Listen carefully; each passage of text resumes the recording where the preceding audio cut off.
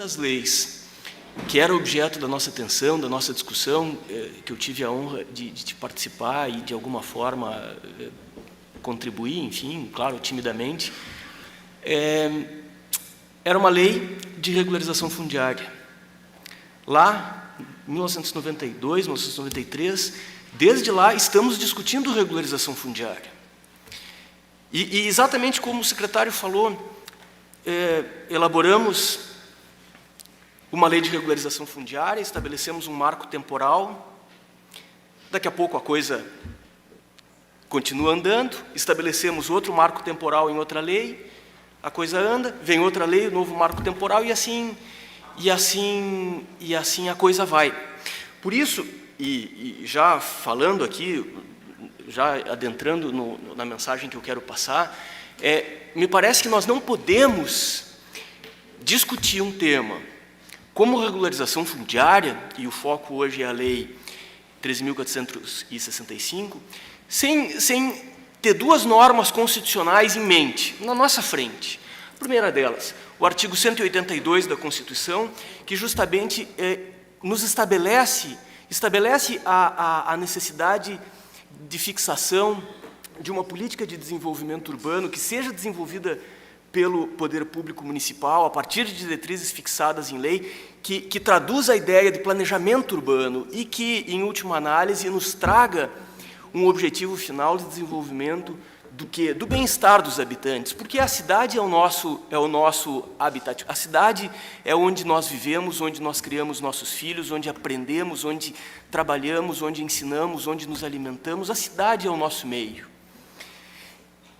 E a outra fonte de referência que deve estar na nossa frente, nós de operadores jurídicos e técnicos ambientais, de planejadores urbanos, de gestores públicos, o artigo 225 da Constituição Federal. O artigo 225 que, como pudemos acompanhar nas brilhantes palestras de exposição do professor Paulo Afonso Leme Machado, do professor Edson Milaré, do deputado Fábio Feldman, trazem embutido todo um debate sobre concepção de meio ambiente como direito, desde a Convenção de Estocolmo, desde o início dos anos 70. Estamos trabalhando algo que é reconhecido como um direito fundamental, não apenas nosso que vivemos nesse mundo, que estamos de passagem neste momento, como daqueles que estão por vir, das gerações vindouras. Temos muita responsabilidade em relação a isso. Então, dentro desse contexto que deve ser falado, deve ser discutido sobre regularização fundiária. E, justamente, visando a regulamentar o artigo 182 da Constituição Federal, veio o Estatuto da Cidade, a Lei 10.257, em 2001, e trouxe, como uma de suas diretrizes gerais, a regularização fundiária. Mas, vejam, com norte, com foco, uma regularização fundiária e urbanização de áreas ocupadas por população de baixa renda, mediante o estabelecimento de normas especiais de urbanização, uso e ocupação de solo e edificação, consideradas a situação socioeconômica da população e as normas ambientais.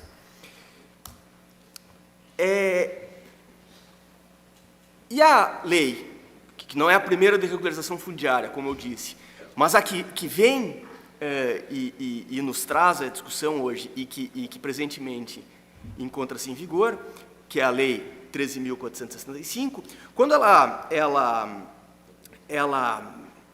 delimita o que vem a ser a regularização fundiária, ela faz questão de sinalizar, lá no artigo 9º, ficam instituídas em território nacional, etc., as normas gerais e os procedimentos aplicáveis à regularização fundiária urbana, a qual abrange medidas jurídicas, urbanísticas, ambientais e sociais. E mais adiante, no seu parágrafo 1º, essas políticas serão formuladas pelos poderes públicos de acordo com os princípios da sustentabilidade econômica, social, ambiental e ordenação territorial.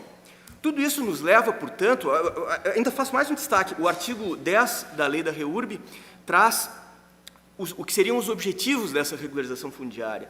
Destaco aqui alguns que são bastante, que falam por si. Vejam o inciso 2º, criar unidades imobiliárias que sejam o quê? Compatíveis com o ordenamento territorial urbano, garantir o direito social à moradia digna e as condições de vida adequadas.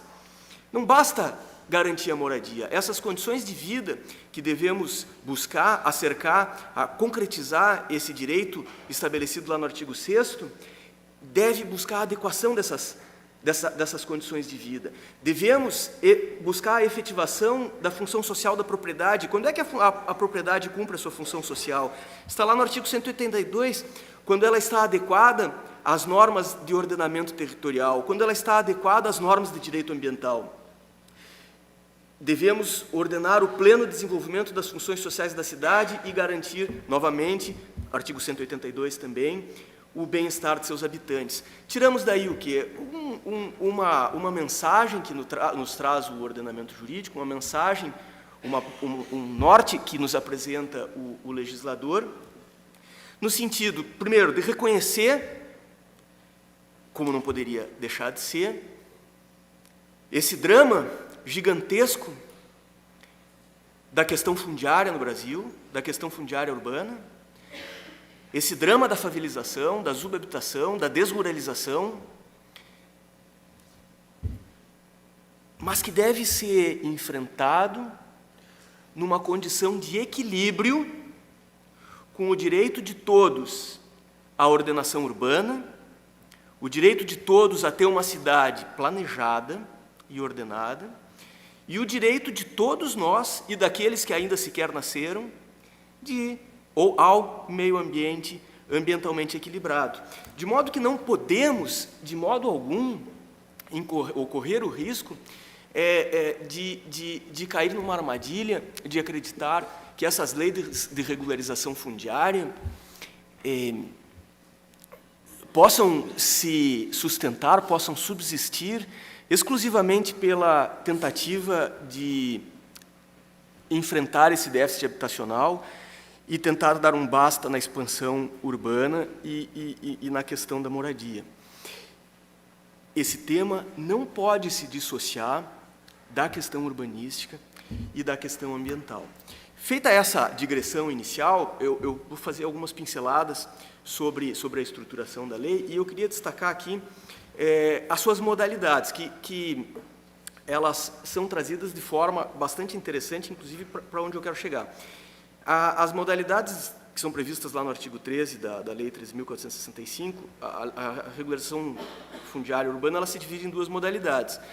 A regularização fundiária urbana de interesse social, a REURB de interesse social, que se aplica àqueles núcleos urbanos informais, as ocupações, ocupadas principalmente por população de baixa renda, e a REURB de interesse específico, a REURB-E, que vai se destinar àqueles núcleos urbanos informais não categorizados como de baixa renda. A diferença fundamental vai se dar na questão do rateio do projeto da redução fundiária e da implantação da infraestrutura essencial. Por quê? Porque quando a gente fala em REURB-S, REURB de interesse social, população de baixa renda, nós temos aqui um ônus que incumbe ao poder público. O custeio do projeto de redução fundiária e das obras de implantação da infraestrutura essencial vai recair sobre o poder público. A União e aos Estados, quando se tratar de áreas que lhes pertençam, ao município e ao Distrito Federal, nas áreas que lhe pertençam e em áreas particulares que caracterizem a REURB-S. Na REURB-E, na regularização fundiária urbana de interesse específico, não há esse ônus ao poder público. O que não alivia muito, porque considerando a situação fundiária urbana no Brasil hoje, nós já precisaríamos de um orçamento absurdamente gigantesco para que os municípios, sobretudo, dessem enfrentamento a essa situação apenas para proceder às REURB-S. Mas ainda assim temos a REURB-E, e essa REURB-E, ela deve ser efetuada por quem? Ou pelos proprietários, ou parceladores, ou incorporadores, que causaram essa ocupação irregular, e sabemos que hoje nos deparamos com uma verdadeira indústria de ocupações irregulares, principalmente nos grandes e médios centros urbanos brasileiros, mas também, não havendo identificação deles, ou não havendo a possibilidade de cobrá-los dessa responsabilidade, os próprios beneficiários dessas REURBs, da REURB-E, podem assumir esse ônus, se cotizar em cooperativa ou em associações, ou mesmo através, enfim, de outros meios, ou mesmo individualmente, e podem assumir o ônus do custeio do projeto da regularização e das obras necessárias. Como é que se deflagra esse procedimento administrativo da regularização fundiária? Os legitimados são vários, né? Nós temos aqui, por previsão legal, os entes públicos, a União, os estados, aqui notadamente em relação às áreas que lhes pertençam, e os municípios e o Distrito Federal, nas áreas municipais e distritais, e nos casos de REURB-S.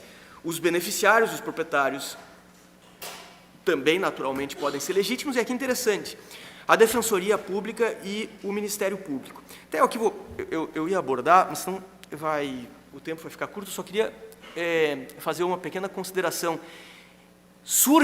Surgirá, inevitavelmente, o questionamento sobre em que situações o Ministério Público e a Defensoria Pública devem pleitear administrativamente essa regularização. Porque quando eu menciono aqui esse procedimento, esse processo de REURB, eu não estou falando do processo judicial que impõe a responsabilização do parcelador, do ocupante, ou, por omissão, do próprio poder público. Eu estou falando da provocação do poder público no âmbito administrativo por parte da Defensoria Pública ou do Ministério Público para providenciar, para deflagrar e processar a regularização fundiária. E daí, vejo, em relação à Defensoria Pública, a própria lei já praticamente resolve a questão quando diz que a Defensoria Pública, como aliás não poderia deixar de ser, agirá em nome dos beneficiários hipossuficientes.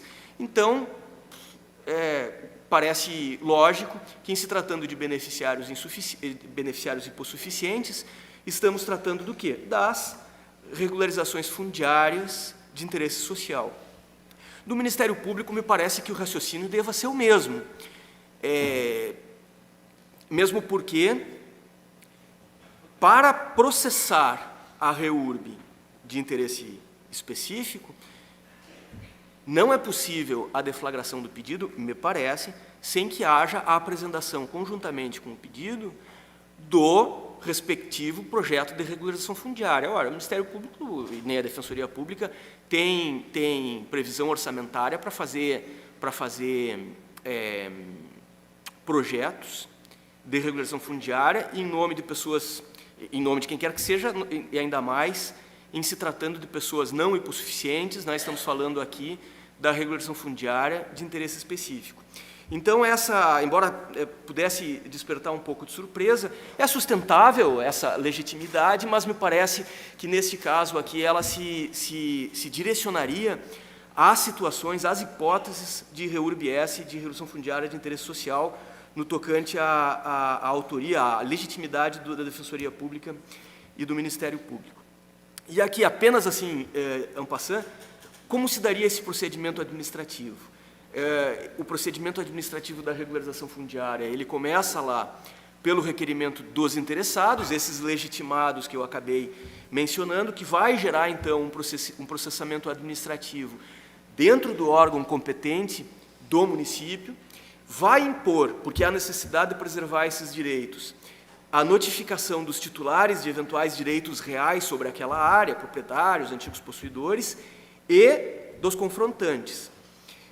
E aqui, volto a dizer, é fundamental a existência, a elaboração de um projeto de regularização fundiária que diga, que aponte, que especifique todas as intervenções que vão ser feitas, a previsão do sistema viário, os lotes. Aqui eu não vou abordar, mas nós temos a questão da legitimação fundiária, da legitimação possessória. O projeto deve indicar os beneficiários, eventuais compensações ambientais e urbanísticas, eu vou destacar adiante. Isso vai gerar uma decisão da autoridade administrativa que encerra o processo administrativo da regulação fundiária, e a conclusão vai se dar com a expedição de uma certidão de regularização fundiária que será levada a registro, no registro de imóveis competente, juntamente com o projeto da regulação fundiária. O que é essa certidão da regularização fundiária, se não é o próprio ato de aprovação municipal da REURB? É o documento que vai dizer: esta REURB está aprovada pelo órgão competente, inclusive para fins ambientais. Se o município tiver o seu órgão ambiental capacitado para fazer o licenciamento ambiental, então essa certidão da regulação fundiária, ela já vai suprir a necessidade do licenciamento ambiental. Ela já supre, ela já preenche a exigência da regularização, do licenciamento ambiental. Então, basicamente, é assim que a lei desenha essa regularização fundiária. Muito brevemente, porque o meu tempo já está avançando, eu quero destacar alguns pontos que me parecem muito relevantes, polêmicos, certamente, mas levam a essa discussão. A primeira delas é quanto à obrigatoriedade dessa REURB. A lei ainda está em discussão e eu noto muitas vezes participando de debates, conversando com os colegas e com as pessoas, surge a discussão, surge a indagação: a REURB é obrigatória? A lei do parcelamento do solo foi revogada? Não é mais aplicável? Bem, a resposta para isso nós vamos encontrar na própria lei, que não em nenhum momento diz que a REURB é obrigatória aos municípios, mas a própria Constituição, lá no artigo 30, quando fala das competências do município, vai nos trazer o quê? Qual é a obrigação do município? A obrigação do município é justamente a de promover o adequado ordenamento territorial, mediante o planejamento e o controle do uso, do parcelamento e da ocupação do solo urbano. A regularização fundiária é uma das formas pelas quais se dará vazão a essa obrigação do município. O município pode optar por fazer essa regularização fundiária, a REURB-S, que é de sua iniciativa, ou provocar os ocupantes naquelas situações que não são categorizadas como REURB-S, que é uma situação que, por exemplo, acontece aqui em Florianópolis, né? Para que eles promovam essa iniciativa, se organizem, se cotizem e deem início ao procedimento de regulação fundiária. Mas a obrigatoriedade real do município no tocante à regularização fundiária ainda é a da 6766. Ainda é naquelas ocupações decorrentes de parcelamento clandestino ou irregular do solo, decorrente do artigo 40 da Lei 6766. Por quê? Porque o município, infelizmente não é o que ocorre, e isso falo do Brasil inteiro, o poder público municipal corre atrás. Infelizmente, o município brasileiro nunca se estruturou para conter a expansão indevida do ambiente urbano, para fazer valer a sua fiscalização, para não apenas embargar ou notificar o parcelamento clandestino, mas efetivamente se fazer presente, paralisar a atividade, impedir que aquilo se transforme numa ocupação irregular. Essa é uma obrigação do município. E se o município não cumpre a tempo, ele pode, a posteriori, buscar essa regularização através das armas previstas lá no artigo 40, que incluem até mesmo a obtenção de provimento judicial para o bloqueio das prestações, das parcelas de pagamento desses lotes, ou mesmo do patrimônio do loteador, do parcelador, do promotor da ocupação irregular, para, a partir da arrecadação desses valores, providenciar a regularização. É sua obrigação, então, dar regularidade utilizando-se a Lei 6766. E na omissão do município, o Ministério Público vai cobrá-lo que o faça. A situação é tão grave que o fato do parcelamento clandestino e irregular do solo urbano é crime. Crime contra a administração pública, artigo 50 da Lei 6766. É claro que o município pode optar pela REURB, pelo modelo da REURB. E o modelo da REURB vai lhe trazer a vantagem, em tese, do parágrafo 1º do artigo 11, que implica o quê? A dispensa das exigências relativas ao percentual e às dimensões de áreas destinadas ao uso público ou ao tamanho dos lotes regularizados.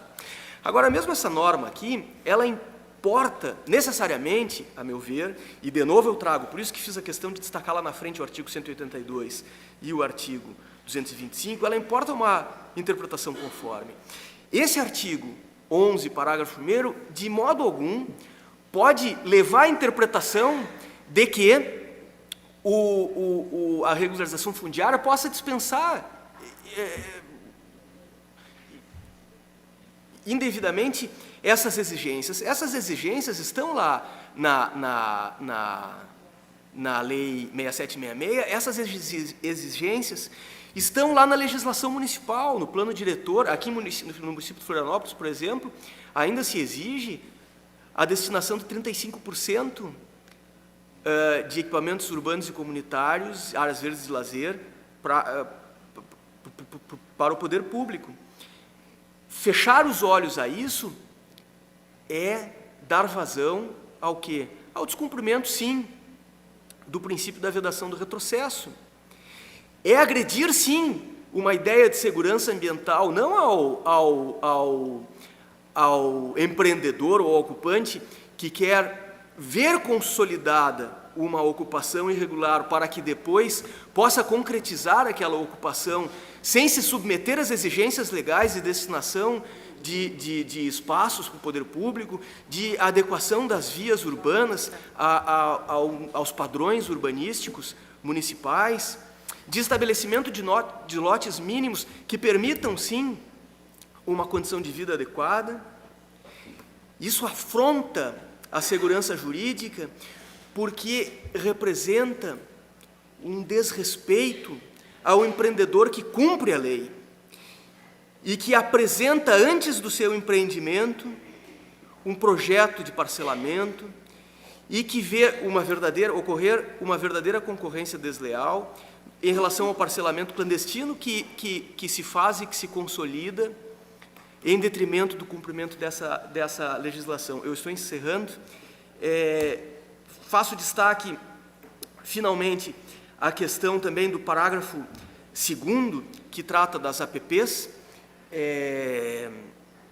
e que, em última análise, permite que a regularização fundiária seja feita sobre a APP, exigindo, claro, a observância do artigo 64 e 65 do Código Florestal, que, em última análise, importa na elaboração de estudos técnicos ou a realização de um diagnóstico socioambiental. Mas tudo isso vai se deparar com o quê? O doutor Jorge já destacou. Com uma súmula editada recentemente, agora em maio, pelo Superior Tribunal de Justiça, não do nada, porque consolida uma jurisprudência histórica do STJ, que, aliás, dá concretude a um princípio do próprio direito ambiental, que significa que reconhece a inadmissibilidade da aplicação da teoria do fato consumado em tema de direito ambiental. Por que a relevância dessa súmula em relação a essa matéria sobre a qual discutimos hoje? Porque toda lei de regularização fundiária, ela parte necessariamente da constatação do quê? Do fato consumado. A regularização fundiária não é nada mais, nada menos do que dizer, estamos com um fato consumado, estamos com um monte de ocupações clandestinas em cima de áreas urbanas, em cima ou não de áreas de preservação permanente, mas invariavelmente com descumprimento da legislação urbanística, e temos dificuldade, não temos estrutura, vamos causar um impacto social bastante gravoso, se formos aplicar a lei que já está aí desde muito tempo. Essa é, em suma, uma lei de regularização fundiária, é o reconhecimento do fato consumado, e dizer, bom, vamos passar uma regra, vamos regularizar como está, vamos flexibilizar as regras de direito urbanístico e, para frente, a gente rediscute. O problema é que, se isso fosse apenas uma lei de regularização fundiária, tudo bem, passava uma régua, enfim. Mas, gente, nós estamos discutindo isso há quantos anos? Eu me formei em 1992 e saí da faculdade, como relatei para vocês, discutindo regulação fundiária. Nós estamos em 2018 ainda discutindo regulação fundiária, fazendo novas e novas leis, dando novos e novos prazos. O município de Florianópolis todo ano faz uma lei, renova uma lei de regularização edilícia, que diz o seguinte, não, vocês desconsiderem o plano diretor, não precisa observar as regras de edificação, basta pagar uma taxa e regulariza a edificação. Isso é populismo fundiário. Isso é populismo fundiário. Isso o que é? Isso é um ataque brutal ao artigo 225 da Constituição, ao artigo 182 da Constituição, quando o Constituinte nos disse, preservem o meio ambiente para vocês e para as futuras gerações. Quando o Constituinte nos disse, a cidade ela depende do planejamento urbano, o ordenamento territorial é fundamental para o modelo de cidade que nós queremos implantar. Então, eu não estou dizendo que a lei da REURB é inconstitucional como um todo, mas a partir dessa súmula, agora para encerrar realmente, desculpa, Daniela, o que vai acontecer? Nós temos que, os municípios vão ter que necessariamente agir com prudência na aplicação dessa lei, mesmo porque já há uma ação direta de inconstitucionalidade, a ação direta de inconstitucionalidade número 5.771, de iniciativa do Procurador-Geral da República, que pede a declaração da inconstitucionalidade integral da Lei 13.465, com base, entre outros argumentos, na vedação ao retrocesso ambiental, na exigência de reconhecimento da inexistência do direito adquirido de poluir, no princípio da exigibilidade de proteção suficiente dos bens dos bens constitucionalmente tutelados. Então, temos aí à vista um julgamento do Supremo que pode colocar toda a Lei 13.465 em xeque.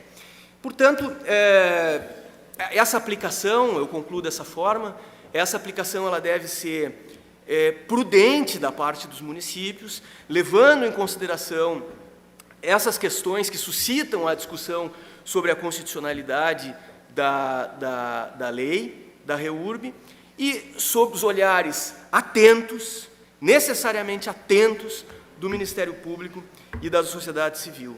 Porque, como eu usei um pensamento do ministro Luiz Roberto Barroso, já que estava fazendo referência ao Supremo, num livro antigo dele, que também vem lá da década de 90, ele diz isso, ele reconhece isso. No país da malária, da seca, da miséria absoluta, dos menores de rua, do drama fundiário, do sem terra, há, por certo, espaço para mais uma preocupação moderna, a degradação ambiental. Nós não podemos correr o risco de, para resolver um problema, agravar outro. Meus caros, muito obrigado a todos, peço desculpas por ter excedido em alguns minutos o meu tempo, mas foi um prazer fazer essa apresentação. Muito obrigado. Obrigada.